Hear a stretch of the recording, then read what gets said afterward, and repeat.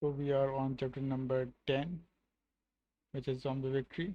Now that we have a win count and lose count, we can update them depending on which zombie wins fight. In chapter number 6, we calculate a random number from 0 to 100. Now let's use that number to determine who wins the fight and update our stats accordingly. Create a statement that checks if random is less than or equal to attack victory probability. Create a condition if random number is less than or equal to attack victory probability. Okay. Now increment my zombies dot win count. Now let's increment my zombie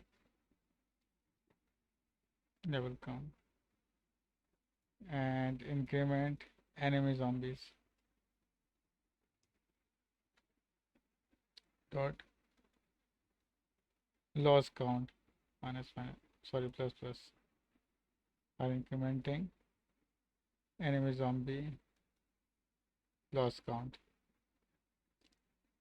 Run feed multiply function check zombie feeding ourselves. Now let's create a call a function which is in here.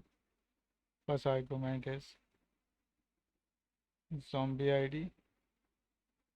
Second one is target DNA, which is enemies zombie DNA. Third one is species. Right now we are just passing the string. Right? It doesn't actually do anything at the moment, but later we could add extra functionality for spelling zombie based zombies if we wanted to. Okay, now let's check it. Yes, it's correct. Great. So we have completed chapter number 10. Now let's move on to chapter number 11.